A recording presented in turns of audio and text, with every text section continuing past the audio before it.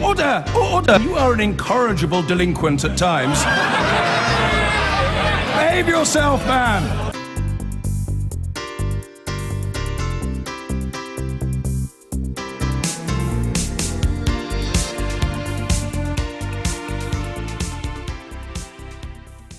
First of all today, let's talk about the clampdown on immigration announced by the US President Donald Trump that's been causing controversy around the world.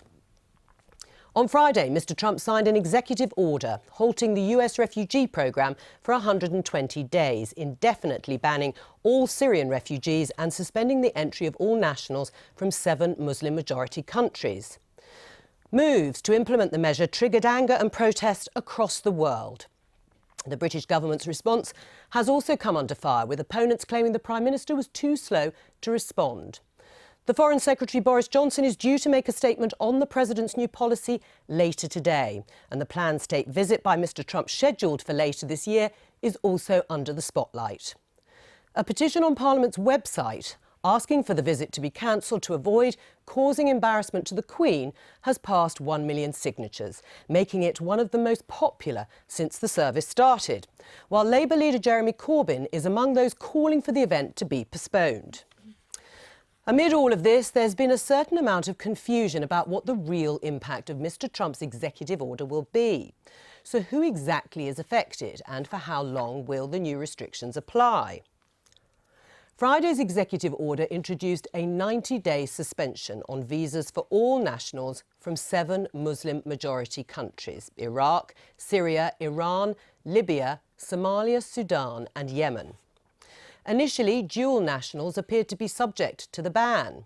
Over the weekend, British Olympian Mo Farah, who was born in Somalia, and the British Iraqi Conservative MP Nadeem Zahawi spoke of their concern about being unable to travel to the US. Last night, after Boris Johnson sought clarification from US officials, the Foreign Office confirmed UK citizens with dual nationality would only be subject to extra checks if they were travelling to the US from one of the 7 banned countries. White House Chief of Staff Reince Priebus said US green card holders, legal residents, would not be affected, although agencies say people returning from overseas will be assessed on a case-by-case basis before being allowed back into the US. Friday's executive order also brought in a 120-day suspension of the US refugee programme, with an indefinite ban on Syrian refugees. And finally, the order introduces a cap of 50,000 refugees to be accepted in 2017 against a limit of 110,000 set by former President Barack Obama. We're going to be joined, hopefully, by the UKIP MEP Patrick O'Flynn, who will be coming from our Stoke studio. But until he arrives here, first of all, Mims, isn't President Trump just enacting what he said he was going to do during the campaign?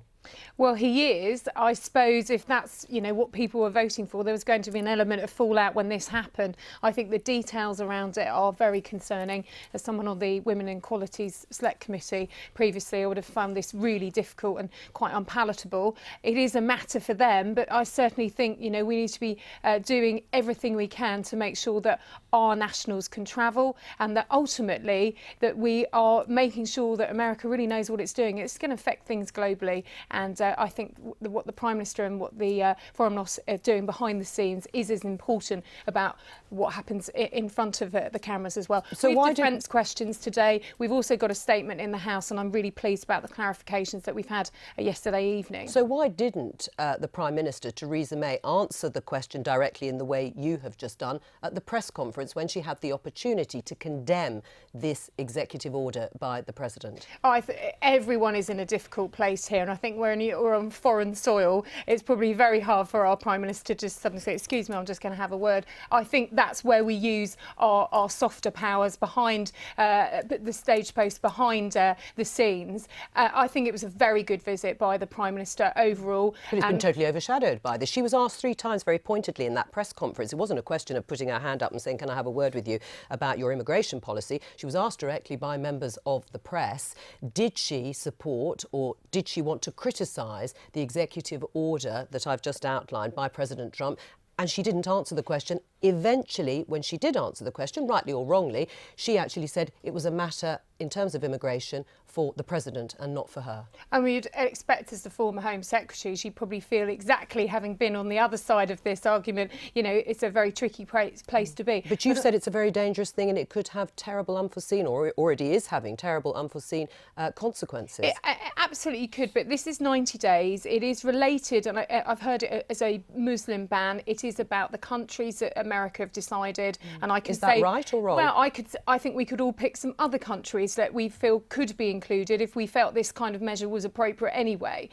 Which countries would you include if you were going to extend a list? I certainly wouldn't be extending it, and I wouldn't be signing up to it anyway. And right. I think what we heard from Nadeem over the weekend, indeed Mo Fowler, summed up a lot of what my constituents have been saying, and I'll be prepared to say that in House of Commons later today. In a way, though, Dan Jarvis, wasn't Theresa May right the first time? She can't affect the immigration policies of the President of the United States. Well, she might not be able to affect them, but that doesn't mean that she shouldn't take a view. I suspect Number 10 and the Prime Minister privately are seething because actually I think they had quite a good visit. There were a number of items discussed which were very useful around NATO, around some of the comments that President Trump had made regarding torture.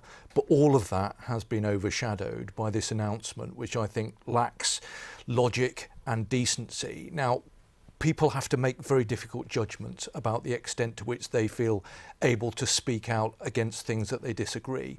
We have a special relationship with America. It's very important that we maintain that. But I do think, given the strength of feeling that exists in the country, it would be the right thing for the Prime Minister to be clear about the fact that she doesn't agree with this, that she does condemn it, that she doesn't think it's the right way to proceed. And I hope that we'll see that from her in the next day or two. Do you agree with Jeremy Corbyn that a state visit by President Trump should be, at the very least, postponed or cancelled, I think he has said, until the bans are lifted? I mean, I personally would feel uncomfortable with President Trump coming here on a state visit. I do think that we have to make difficult judgments with regard to our foreign policy. We do need to maintain our special relationship with the United States. But a state so would visit... you cancel it or would you not if you had the power to do so? Well, I'm not sure I would have arranged it in the first place because this is very, very early days for President Trump. And I think I would have waited to have seen how the visit had gone before committing to a state visit. But now, at this point, is Jeremy Corbyn right to call for it to be postponed?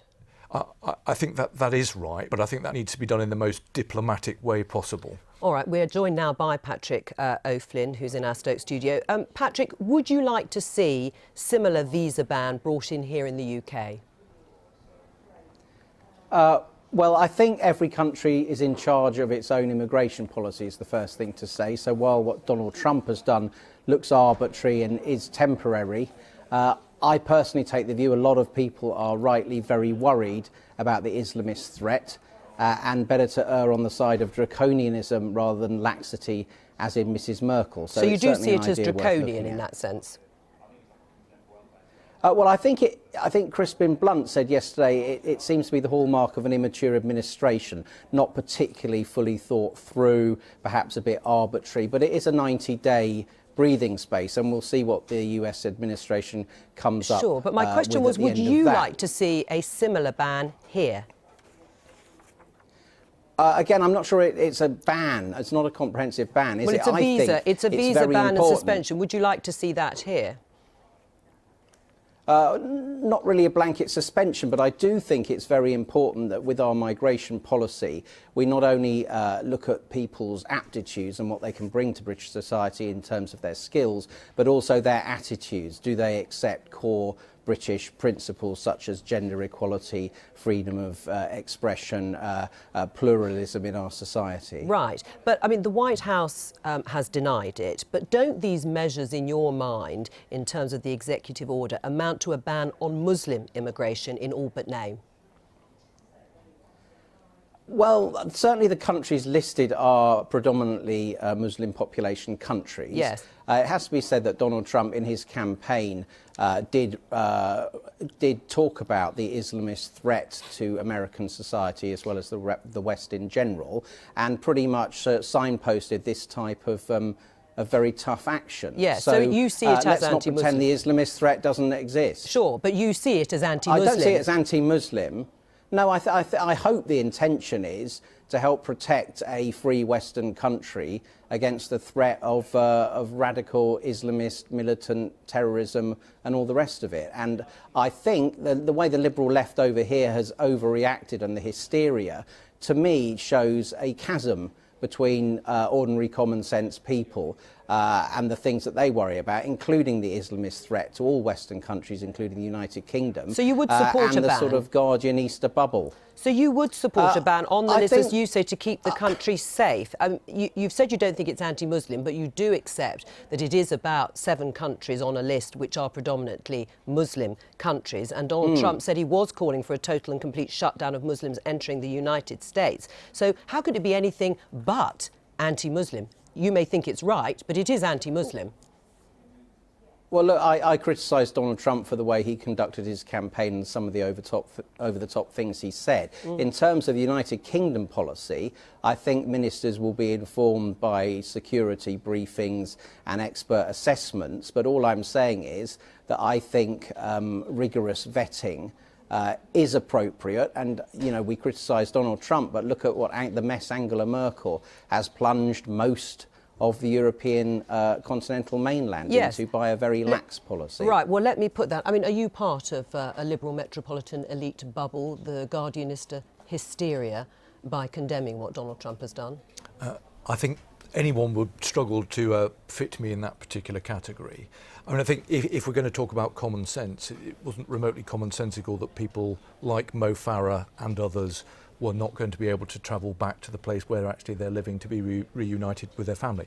It seems that the execution of this policy, whether you agree with it or not, the execution of it has been very poorly done. It hasn't been thought through, and all of the relevant government departments in the United States had not been consulted. So I think there'll be real lessons, I hope, that will be learned by the American administration as to how this has actually been done. Right, I mean, what about the protests? I mean, Patrick O'Flynn says there's been left-wing hysteria over it. Is that how you see it? It isn't how I see it, no. I think there is genuine concern. The fact that well over 1 million people around the country already have signed a petition. Many of my constituents have been in touch to express their concerns. I think this is people standing up for what they believe in and taking a different view, and I think that's a perfectly healthy thing in a democracy. When it comes to logic, Patrick O'Flynn, no fatal attacks on US soil have been committed by nationals from those 7 countries on the blacklist. So is this really about terrorism and keeping America safe? I mean, why, for instance, is Saudi Arabia not on the list? Most of the 9/11 conspirators came from Saudi Arabia. Well, if I can keep to logic in reply, just because recent attacks on American soil have been carried out by American citizens doesn't mean there is no international Islamist threat, as indeed the experience of many other countries attests. Now, no one's actually told me who the guest in this studio is, but I think I recognise It's Dan Jarvis, sorry, and Mims Davis. It is, yes. Right, OK. Well, I wouldn't accuse him of necessarily being part of a metropolitan liberal elite, but I do find it amusing when he says that the president's state visit, and the president of the United States has been invited, should be postponed, quote, in the most diplomatic way. Well, I think that one's a tall order. Right. Well, I mean, people, I suppose, who are signing up to the petition and going on the marches think it sends a strong symbol or at least an indication to Donald Trump about strength of feeling here. But let's stick to the sort of policy substance, Patrick O'Flynn. Let's talk about the vetting of refugees, extreme vetting. Nigel Farage, former leader of UKIP, said that he would like to see that applied in the UK. What does he mean exactly by more extreme vetting? Well, you'll have to ask Nigel precisely what he means, but it seems to me perfectly reasonable. It depends what it means by extreme vetting. I think we need to be led by the experts in the intelligence and security services, the immigration experts, the people getting the intelligence from our friends and neighbours as well. So certainly, look, we're living in a very dangerous era where I believe the threat from Islamist terror is one of the biggest threats to our ways of life. We're living in a high migration climate. You know, the British immigration system has been completely out of control. It seems to me perfectly reasonable to be thinking about new protections for the vast majority of law-abiding British citizens from all backgrounds. You say about the threat of Islamic terrorism, but as I've just pointed out, none of the recent attacks, and recent, I mean over quite a number of years, have been from nationals from those countries. The policy in the executive order wasn't clear, which meant that thousands were left stranded, many of them American citizens or those that held dual nationality. And there will be, and have already been, court cases being brought against Donald Trump as to whether it was actually legal in the first place. So there is no indication at this moment in time that it will make America safer than it currently is there? Well, look, I think I acknowledged earlier that it seemed to me the hallmark of a bit of a immature administration, and it was a bit raggedy and half-baked in its implementation. But if you look at some other countries where terror attacks have happened, you know, they have happened carried out by people coming from some of the countries listed purporting to be refugees, particularly in Europe, you know, in Germany and France, but for instance. In the case and so I just say it's... In the case of the extreme vetting, though, as you talked about, at the moment it takes between 18 and 24 months for refugees to be vetted under the US system of immigration. How much more extreme could it be? Well, I don't know what they spend 2 years doing, but it doesn't necessarily have to be a longer time frame. It would certainly, all I'm saying is if there are more checks that can be made, then it seems perfectly reasonable to me that they should be made. And in general, the point I'd like to make is there is no inalienable right, for a citizen of one country to go and travel to or live in another country. We have sovereign nation states, and I'm very glad that since the EU referendum, Britain's on the road to becoming one of those countries again, and we'll be able to set our own immigration controls. Minister Davis, do you see the dangers of hugging the President a little too close in terms of Theresa May's visit, that you are judged on the company you keep? I think she was, the Prime Minister was rightly the first person to go and speak to President Trump in relation to the special relationship. Just moving on to the visit, I've had people writing to me. Obviously, the Petitions Commission committee is going to look at that tomorrow, and rightly, because people are concerned. A ban for a ban, I'm really uncomfortable with, and I think that leaves us in a difficult position long term as well. I'd much rather be working on that relationship, as we saw the Prime Minister doing, as we heard from Dan. This is overshadowing that, and for me that's a problem. Just finally, before we move on, the German Chancellor of course had an open door policy towards Syrian refugees. Do you think that policy has worked and was the right one? I'm not sure that it was the right policy. I'm not sure that it's worked.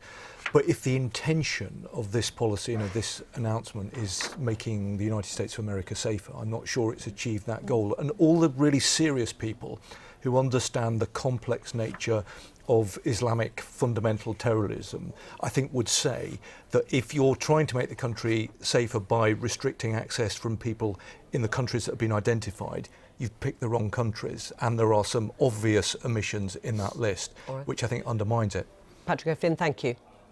A petition to cancel US President Donald Trump's state visit to the UK has so far attracted more than 1.3 million supporters, and that number is rising. It follows his temporary ban on people from 7 predominantly Muslim countries from entering America.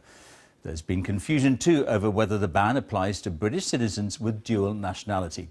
The Foreign Secretary Boris Johnson has criticised the ban, but said that travellers with British passports will be exempt. Our diplomatic correspondent James Robbins reports. A state visit as guest of the world's longest-serving monarch is politically priceless.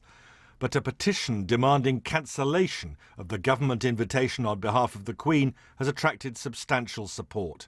The number of signatures is now well over 1 million and still climbing. Already tonight, demonstrators at the gates of Downing Street are giving a flavour of the protests which seem certain to greet Donald Trump. These are key points of President Trump's travel ban. America's entire refugee admissions programme has been suspended for 4 months. In addition, there's also an indefinite ban on Syrian refugees. And there's a 90-day travel ban on nationals from 7 countries: Syria, Iran, Iraq, Libya, Somalia, Sudan and Yemen. Somehow Trump is in this category of being a bad guy. Let's be honest, this was all part of his manifesto. In fact, in some ways, he hasn't gone as far as he said at some parts of the campaign.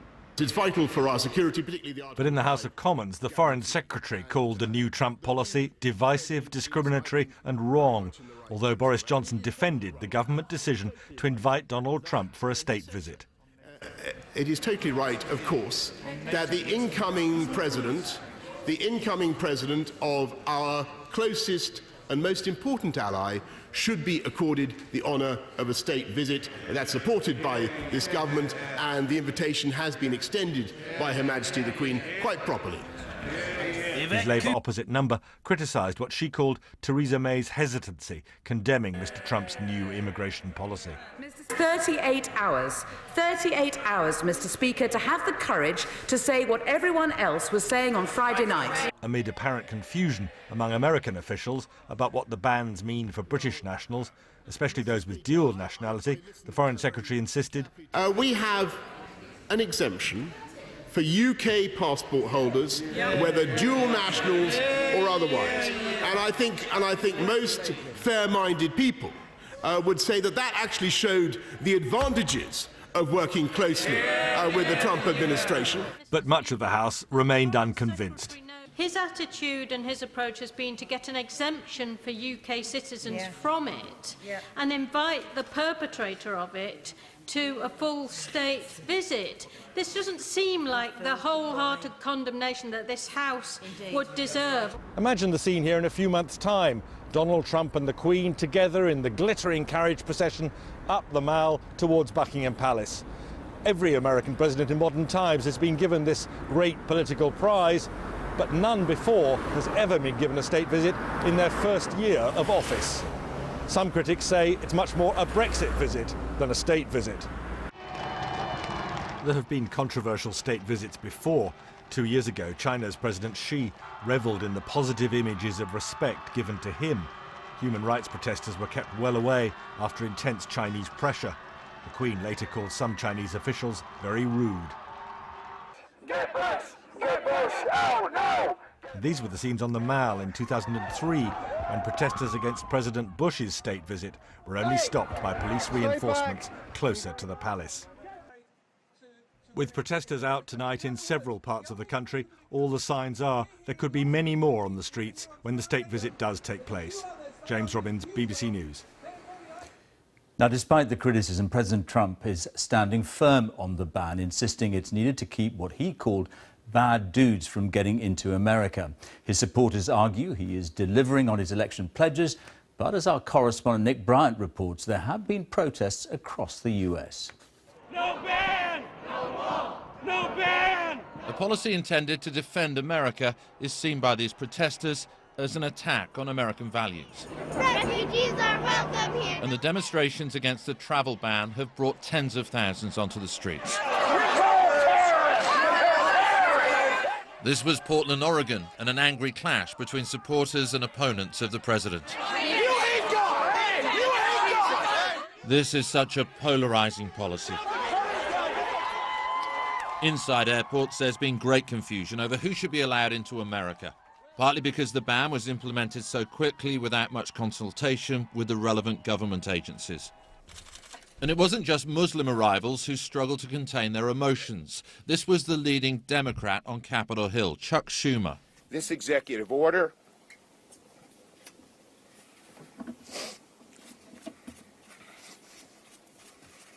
was mean-spirited and un-American. This morning at the White House, President Trump mocked that response. I noticed Chuck Schumer yesterday with fake tears. I'm going to ask him who is his acting coach, because I know him very well. I don't see him as a crier.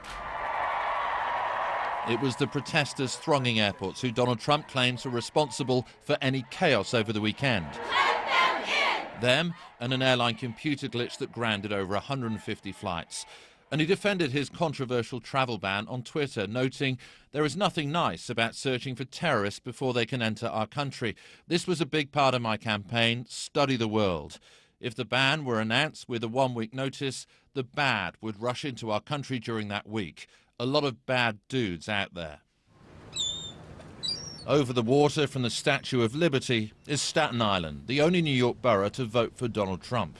And here there's strong support for the travel ban. Whatever needs to be done has to be done.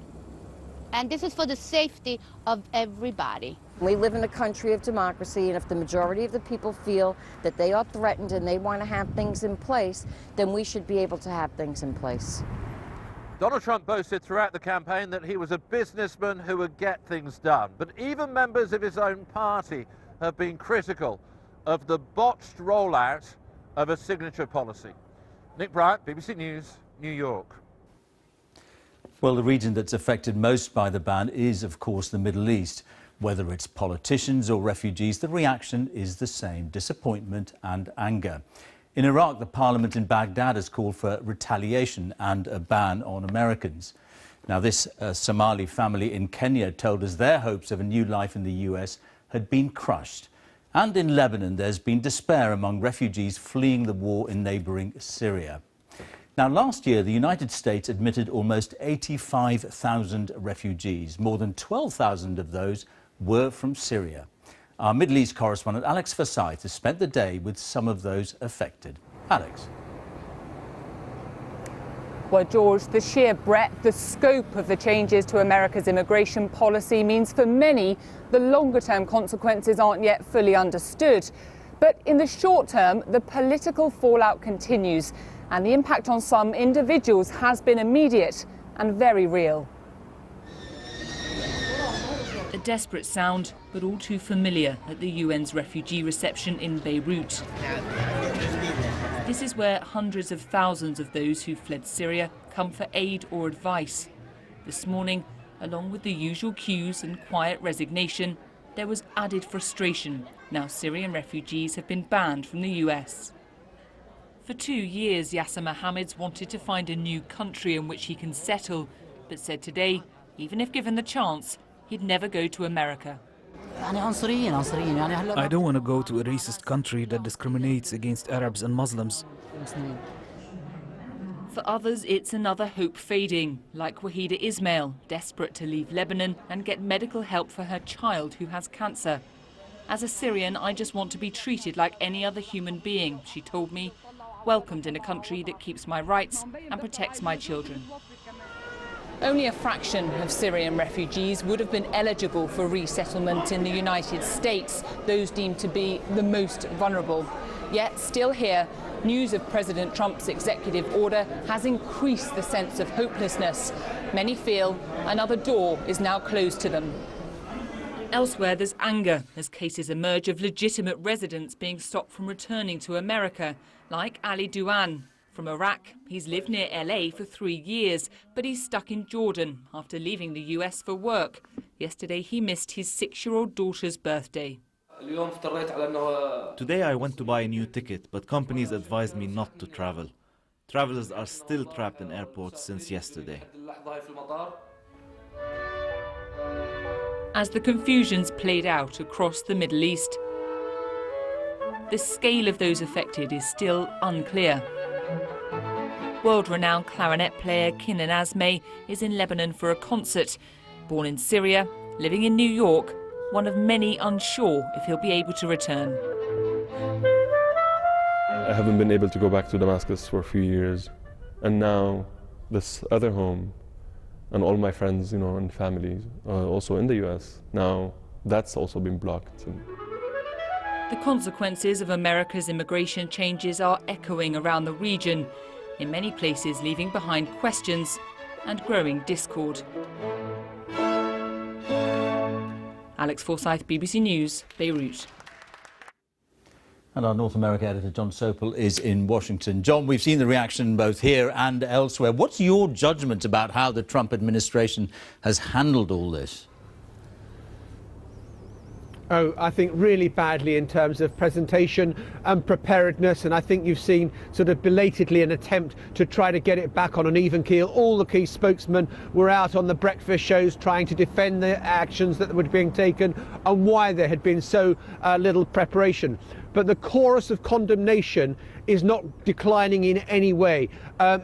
At the State Department, the Foreign Office of the US government, apparently senior diplomats are putting together what is called a cable of dissent to show their unhappiness at their travel ban. Corporate America is also showing its teeth. Ford, Goldman Sachs, Nike, Starbucks are saying it is wrong, and they're coming out against it. And you've got all the legal action too. And here behind me, later on today at the Capitol, Democrats in the Senate are going to try to declare the ban illegal. They probably won't get that, but the protest goes on. And John, I gather he's got some more announcements to make tomorrow. One of the most consequential decisions a president ever takes is who should fill a vacant seat on the Supreme Court. Donald Trump is going to announce that tomorrow. It had been due to be announced on Thursday. Now, it may be that he just wants to show the incredible momentum there is within the Trump White House that he's brought it forward, or it may just be that he wants to divert attention away from what has been a calamitous 48 hours in terms of the publicity that he's been receiving. John, thank you very much. Welcome to a chilly Westminster, where MPs are now debating an emergency motion on President Trump's travel ban. The Commons Speaker, John Bercow, approved the debate after the Foreign Secretary had spent 90 minutes facing mostly hostile questions from MPs, including how much the Prime Minister knew about the planned ban during her visit to Washington last week. This programme has learned that she was briefed at the White House that an announcement was being prepared. It comes as thousands of people have gathered in Whitehall for a protest against the ban. We'll be hearing live from there in a moment. But first, this from our political editor, Gary Gibbon. Tonight, cries of protest floated across Whitehall to Downing Street. Theresa May wasn't at home to hear them. She's been travelling around the British Isles while a political storm blows over what her critics say has been a muted and belated response to President Trump's travel ban on Muslim countries. By the time Theresa May arrived in Cardiff this morning, an online petition calling for President Trump's state visit to be dropped had topped 1 million. The Prime Minister was in Wales to discuss Brexit plans with leaders of the devolved administrations. Two of them took the opportunity to attack President Trump's new immigration policy and said it put a question mark over the idea of a state visit. I think it would be inappropriate for the state visit to go ahead while the bans on immigrants from certain countries and the ban on refugees remain in place. It's very difficult to see it being a success. I think it's very difficult to see it going ahead. I think great thought has to be given to the timing of the visit, and at this moment in time, the timing couldn't be worse. By the time Theresa May left Cardiff, heading for talks in Dublin, the online petition was gaining strength. The spokesman said the government had got clarification that dual nationals wouldn't be banned from the US if one of their passports was British. But the official online US government advice still said they would be banned. Boris Johnson promised more clarification later in the afternoon. In the House of Commons. Okay. That's the place. House of Commons. Be there. In the time it took Mrs May to fly to Dublin, another 80,000 had signed the Ban Trump petition. She greeted Ireland's Prime Minister Enda Kenny, who has a growing online petition telling him not to make a St Patrick's Day visit to Washington. Boris Johnson then told MPs that thanks to the special relationship nurtured by Theresa May last week in Washington, the UK had now extracted a special carve-out. All UK passport holders could go to the USA, even if their other passport was from one of the 7 banned nations. People, the Foreign Secretary said, had misjudged the new president. Anybody looking at the president's electoral rhetoric and what he's in fact doing, any reasonable person would conclude that his bark is considerably worse than his bite. Channel 4 News has learned that President Trump's team warned Theresa May's team during their visit to the White House that he was about to sign an executive order on travel restrictions. Not all details of the policy were shared, but the ban on refugees was. I wonder if the Foreign Secretary can comment on the blog currently that has just come up on from Gary Gibbon at Channel 4 that states that the Prime Minister, was told of the US refugee ban was coming prior to the signing of the executive order. Can the Foreign Secretary confirm or deny that fact? I don't comment on confidential conversations between the Prime Minister and... I don't comment on confidential conversations between the Prime Minister and the US President. But what I can tell the House is that as soon as we had a full understanding of the measure that they had brought in, we decided to intercede to get the protections that we needed. When it comes to human rights, when it comes to women's rights, when it comes to torture and the treatment of minorities, President Trump is already descending down a very dangerous slope. And when that happens, we need a Prime Minister who is prepared to tell him to stop, not one who simply proffers her hand and silently helps him along. Opposition MPs queued up to attack President Trump and to question his unusually quick invitation to a state visit. Why on earth has Teresa the Appeaser got him here within a few months? Two fascist dictators, Mussolini and Hitler, were raining bombs on towns and cities in Britain.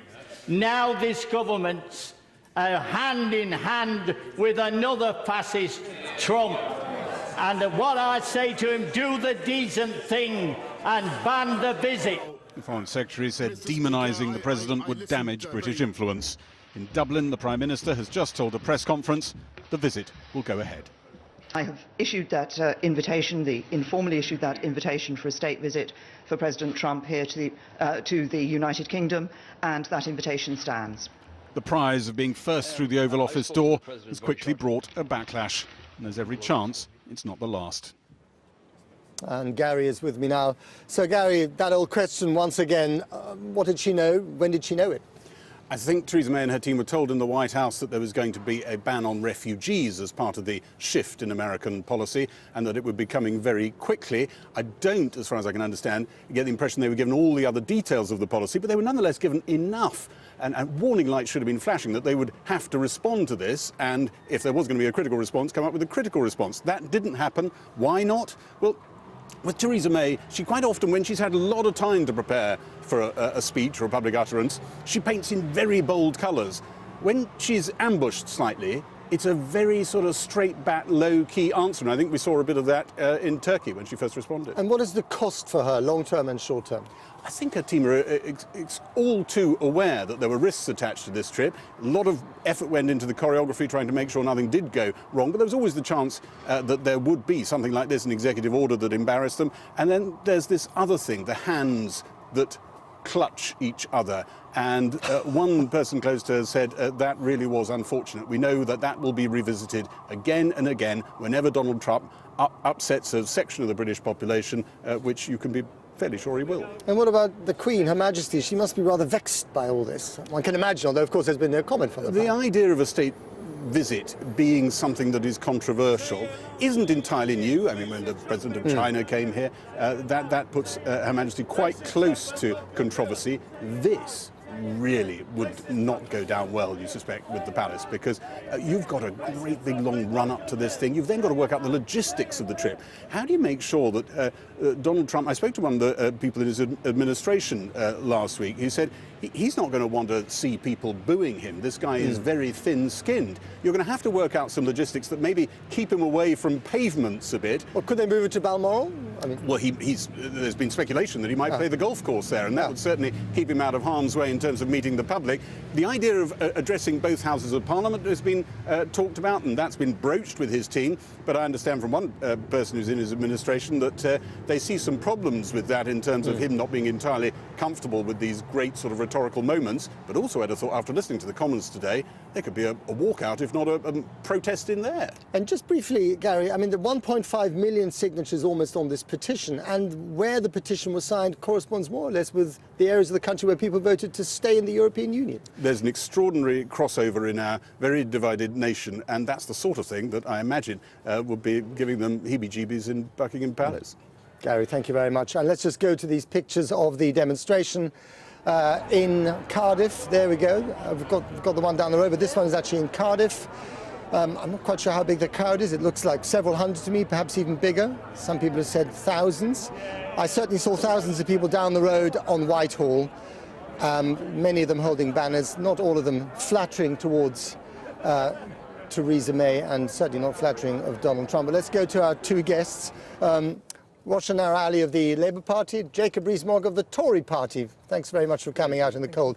Jacob Rees-Mogg, let me start with you. I mean, If one could kind of rewind history, would you say that issuing this most powerful invitation, the state banquet, the state visit to the UK, this is what Donald Trump really always wanted, was this a mistake? Should they have just not done this? Did they rush into it? To invite our closest ally, democratically elected, supported by the American people, to come on a state visit is a completely sensible and routine thing to do.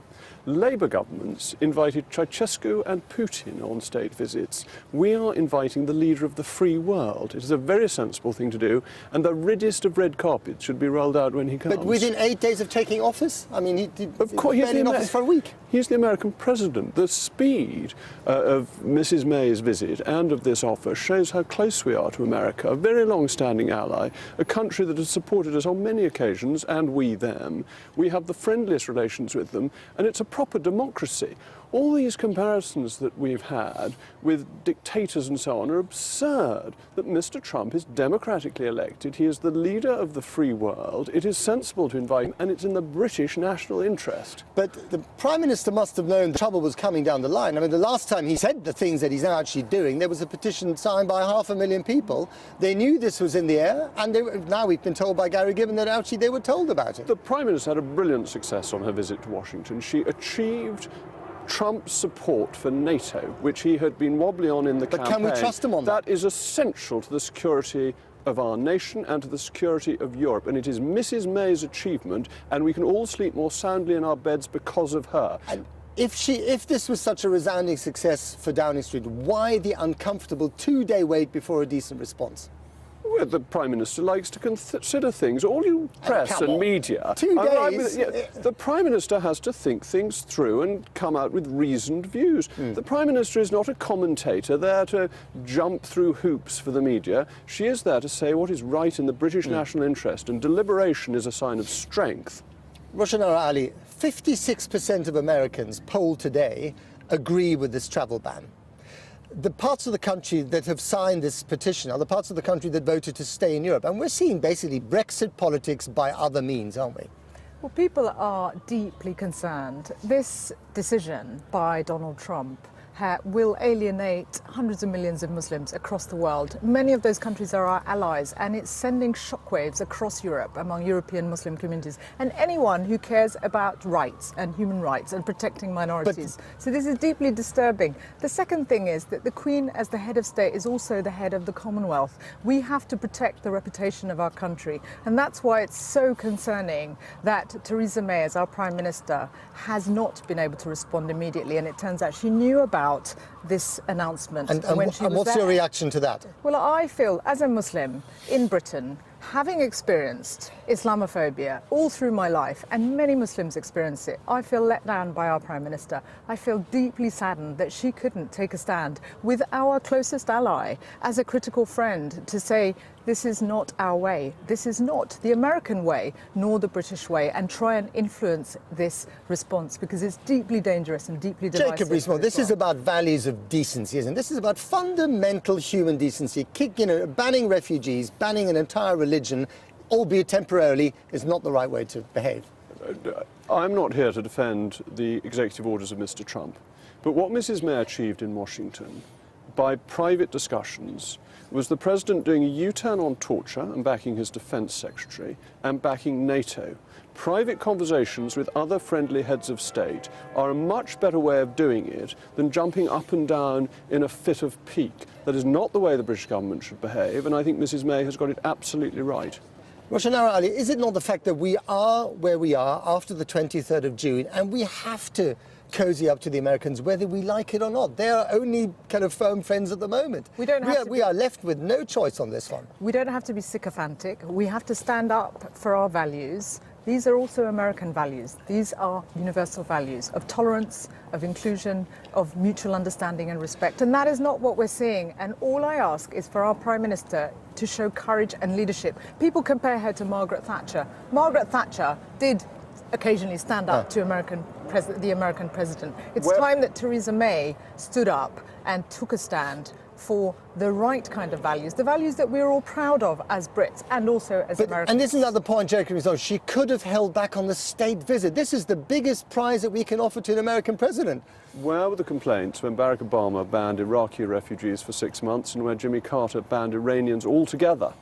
That when it was done by Democrat presidents... He banned Iranians after the... all Iranians, but not all Iranians supported Ayatollahs. He banned all Iranians. This was after 450 American diplomats were held hostage in the American embassy for a year. He banned all Iranians in exactly the same way as Trump has banned people from 7 nations. Trump has done it on a bigger scale, but it's the same principle. The American government... He didn't ban refugees from the Arab world. Obama banned refugees from Iraq, including a translator for the American government who later got killed. So when Obama did this, nobody minded. It's this Trumpophobia that I think has got completely out of hand. And of course we invite American presidents on state visits. The Queen is a wonderful source of soft power for this country. Do you think she's happy about this tonight? The Queen is always happy because it's her constitutional duty to be happy, and the Queen always does her duty. May she live forever. Well, Shana, I mean, this is what is the way ahead here? We cannot uninvite the President of the United States. He's going to come to this country whether we like it or not, and at the end of the day, we need him on our side whether we like it or not. Yes, and it could be an official visit, not with the status of the state visit, because that damages our reputation in the world. And we need allies, not just as the Americans, but other allies. And we also need to protect the standing of the monarch, which this visit doesn't do as a state visit. Okay. The Queen's standing is above any single visit by far. Okay. Well, we've got to leave it there. Jacob Rees-Mogg, Roshanara Ali, thank you very much indeed. And I think we now go to our reporter Fatima Manji, who is amongst the protesters a little further down the road here on Whitehall. Fatima. Hi Matt, yes, the gates of Downing Street are just behind me, but you probably can't see them because this whole area is absolutely covered with protesters. Difficult to say on numbers, but absolutely thousands. We know from the cenotaph to the right to the stage on the left, there are absolutely loads of people. And there have been a number of speakers speaking out against Mr. Trump and against Mrs. May's so-called appeasement of Mr. Trump. Spontaneous cries of "Dump Trump," "Refugees are welcome here," calling for no state visit. They are absolutely clear that they do not want Mr. Trump to come here, they do not want the Queen to meet Mr. Trump, and they want Theresa May to take a much firmer stance against Mr. Trump's current policy.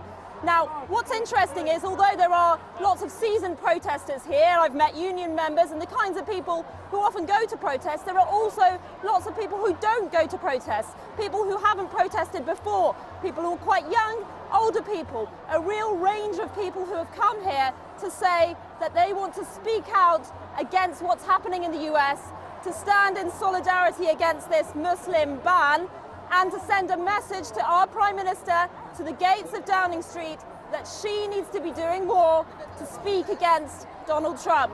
Back to you, Matt. Thank you, Fatima. Well, back in Washington, the President is standing firm on his travel ban. For more on that and the rest of the day's news, let's go to John in the studio. John. Thank you, Matt. A new poll has revealed that the majority of US voters support President Trump's ban on refugees and visitors from those 7 predominantly... I'm sorry, you can't hear me because my microphone's fallen off. A rare event. Just a second. Here it is. There we are. No, it's perfectly good. Predominantly Muslim countries. It came as President Trump defended his decision to launch immediate action, tweeting that if he'd given a week's notice, a lot of bad dudes were rushed into the country. Our correspondent Kylie Morris is in Washington. Kylie.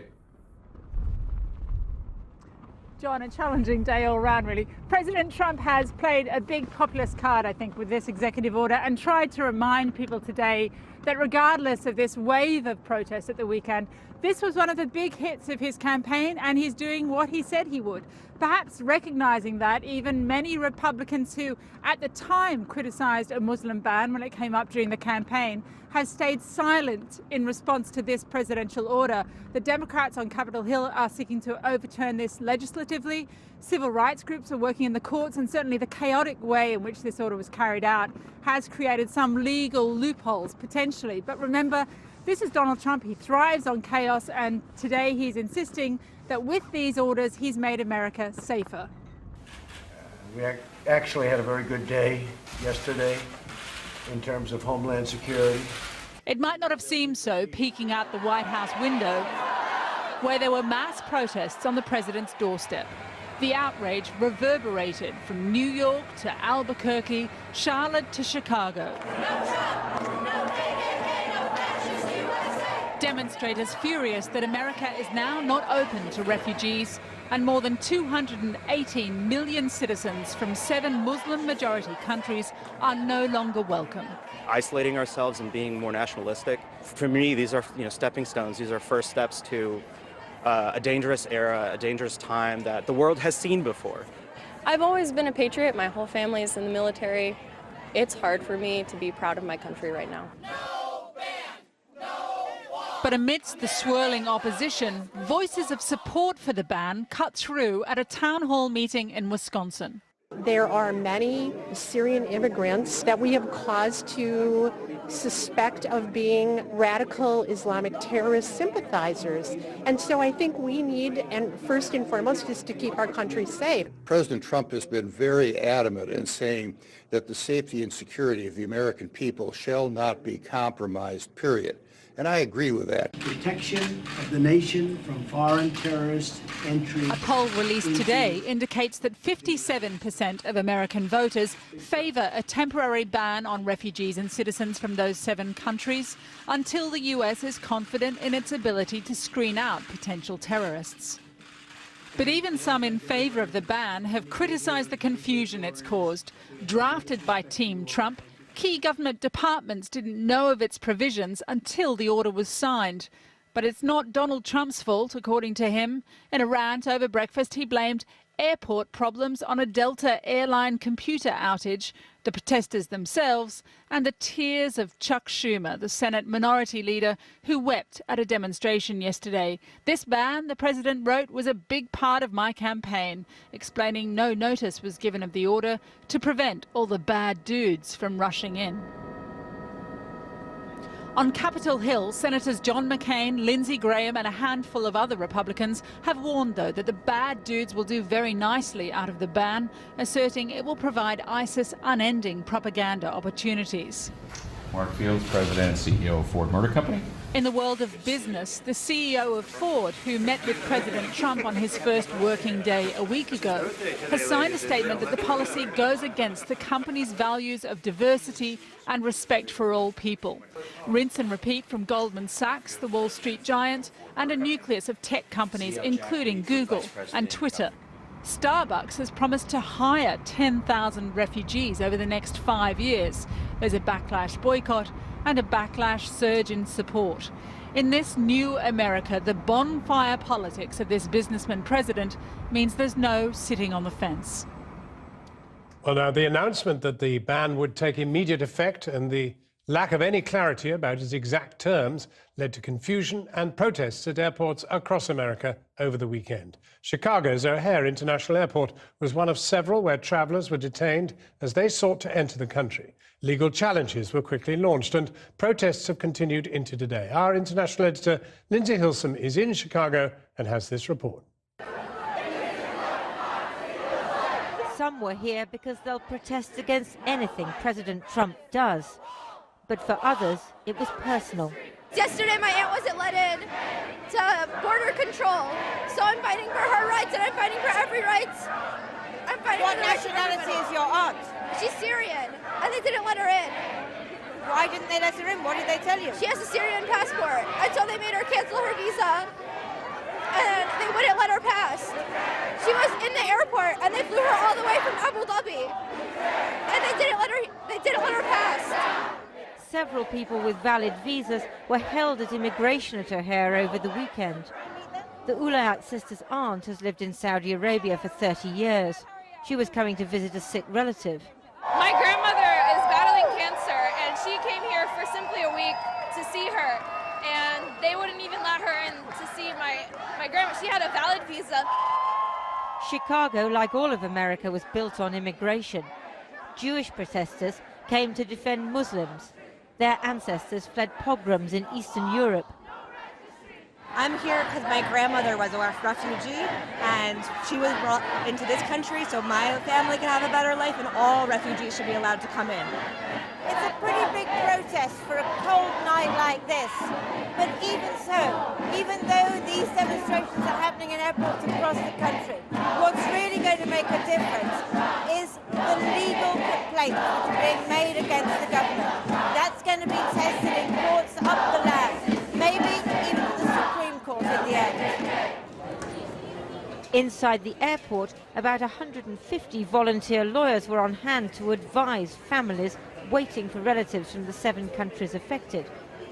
Clearly, we're going to have a ton of people who are being stopped from boarding. But advice is difficult, as judges have already overturned some aspects of the executive orders, and several individual cases are pending. We have attorneys that are set up all week long that are going to be coming here in 6-hour shifts. And I know that protesters aren't going to let up either. And we're just hoping that our congressional representatives can make whatever difference they can in Congress. Emil Altamirano, 1 month old, half Iranian, half Nicaraguan, all American. His mother had hoped that her mother would come from Tehran to look after the baby, so she can return to her job as a doctor in a Chicago hospital. She doesn't even want to immigrate to U.S. She just wants to visit the grandchild and go back home to Iran. But right now she's not allowed.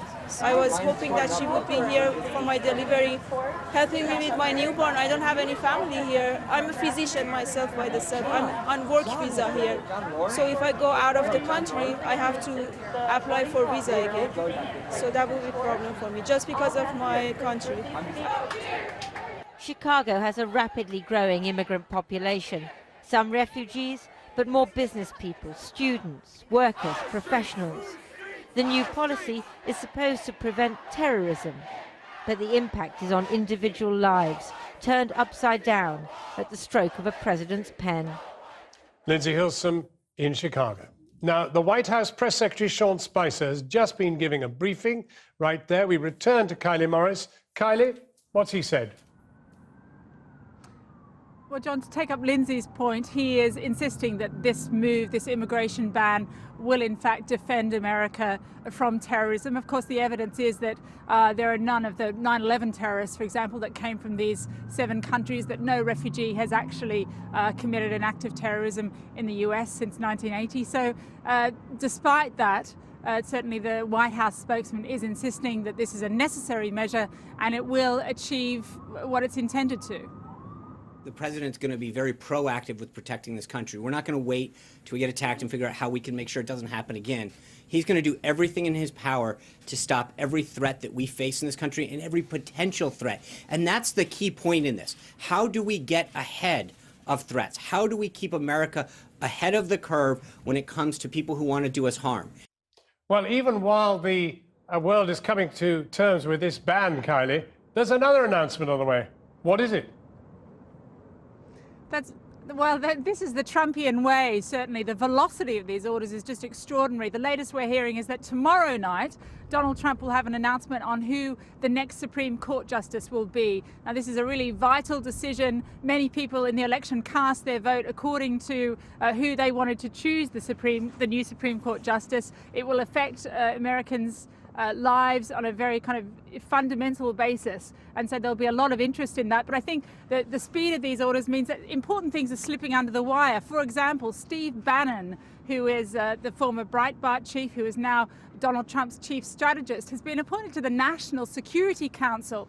Now, we've just heard Sean Spicer sort of defending that move and talking about the fact that it won't affect those who are already on the council, but certainly my contacts within intelligence and security here are very concerned by the elevation of a political appointee, and such a controversial political appointee, to the very heights of the American security structure. So a lot happening, a lot to discuss, and a lot that is still we're not getting a lot of explanation on these executive orders, and I think that's what people are seeking at the moment. Detail. Kylie Morris in Washington.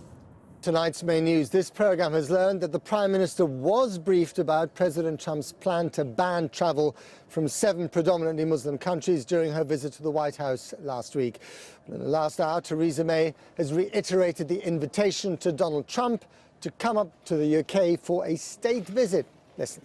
The United States is a close ally of the United Kingdom. We work together across many areas of mutual interest. and we have that special relationship between us. I have issued that informally issued that invitation for a state visit for President Trump here to the United Kingdom, and that invitation stands. And in relation to the policies that have been announced by the United States, the UK takes a different approach. You know, I was Home Secretary for 6 years. At no stage did I introduce those sorts of arrangements.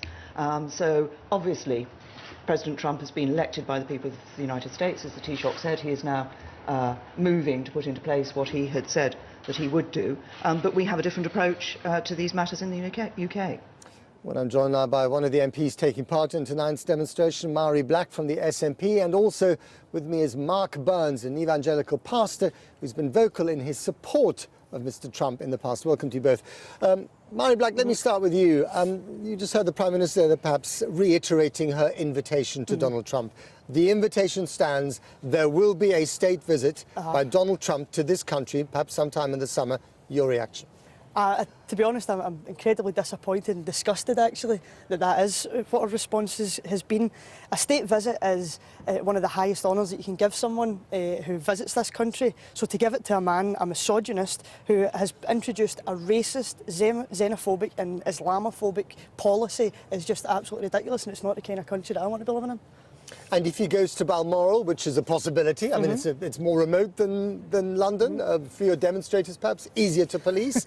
What will the reaction be in Balmoral to him coming? I think you'll find in Scotland, a wee protest every now and then. There'll be numbers out in their droves. And just briefly, before I go to Pastor Burns, the fact that she apparently knew about this ban being imminent and then didn't say anything for 2 days. Well, this seems to now be quite a habit for the Prime Minister. First of all, it was the Trident misfire that she knew about and didn't tell Parliament, and now it's this horrific policy that we're hearing that she already knew about. So I don't know why she's ducking her responsibilities and why she doesn't want to be held accountable. But one could also say that she was unlucky with the timing, and having issued the invitation, she is in a bit of a bind. I mean, you know, to now rescind this invitation would have extraordinary diplomatic consequences. Extraordinary good diplomatic consequences, because it would be sending a clear signal out to the rest of the world. This is not what we're about, this is not okay, and we're not going to be honouring it.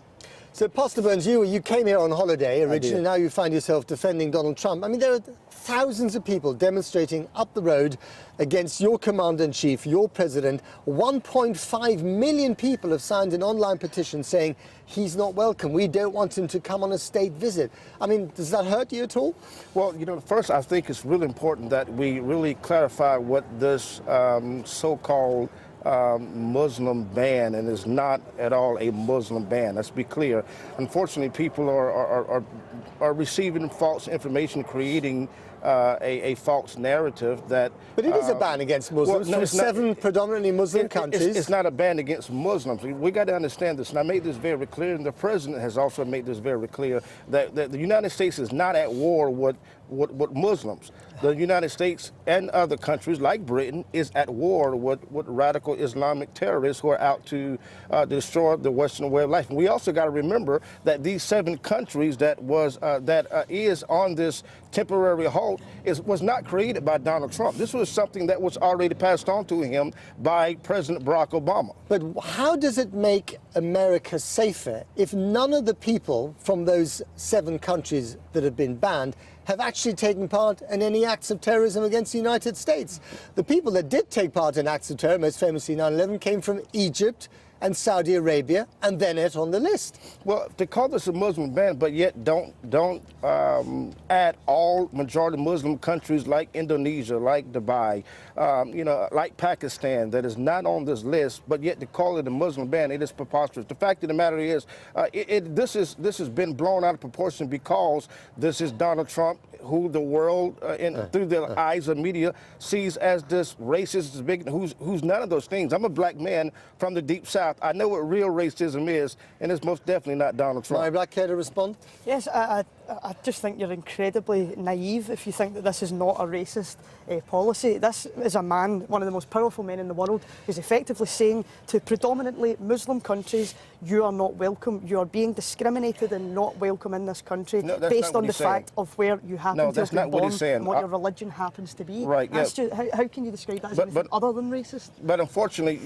you're giving, once again, false information. He is not saying you're not welcome, but we are saying that there's a temporary halt from people who are coming from countries, not people, from countries that have been proven, not just by Donald Trump, but by the last 5 presidents of the United States of America, that are suggesting from these countries there have been a compromise of radical Islamic terrorist activity. These areas, these territories have been compromised, and so what we're going to do is have a temporary halt. That's the key word. We're talking about temporary halt to allow the United States of America to identify which of these countries are the greatest threat. Well, firstly, I would say there's no evidence whatsoever that it is simply a temporary ban. It's been put into place in a shadow. You're obviously not reading the executive orders. I might be reading the alternative facts and not the proper ones then. Yeah, but you're not. I think the fact of the matter is that before you speak, you got to hold on. Before you speak, though, you got to make sure. Let her finish. The whole point is that this is one of the most powerful men in the world who is completely negating any moral, diplomatic responsibility to some of the most war-torn countries in the world. What about all the refugees that are fleeing the kind of terror that you just described there, that radical Islamic terror? You have shut your doors to them. No, we have not shut the doors. We have not shut the doors. What the government is simply saying is, again, this is not Donald Trump. Donald Trump is implementing this executive order, but this is already established. We didn't call President Barack Obama a racist. We didn't call President Barack Obama a racist when he halted a 6-month ban on refugees from Iraq, did we? No. We didn't call President Carter a terrorist. We didn't call President Carter a racist, a racist, or a misogynist, or someone who was hating people, when he also did the very same thing to those who are in Iran. But now Donald Trump has come on the scene, and you're speaking off of false information, based off of the lenses of media. The fact of the matter is... Can I just butt in just for a second? This is fascinating. Just one final question to you, Pastor Burns. How will Donald Trump, whose mother adored the Queen, whose wife adores the Queen, how will he feel when he turns up here with thousands and tens of thousands of people demonstrating against him? Well, you know, I really think it's important that, again, this whole conversation is based off of false information. Okay, the fact of the matter is, when you say racist and you call Donald Trump a racist, you're wrong already. The right information is the right information. We've run out of time. Pastor Burns, Murray Black, thank you very much indeed. I've been getting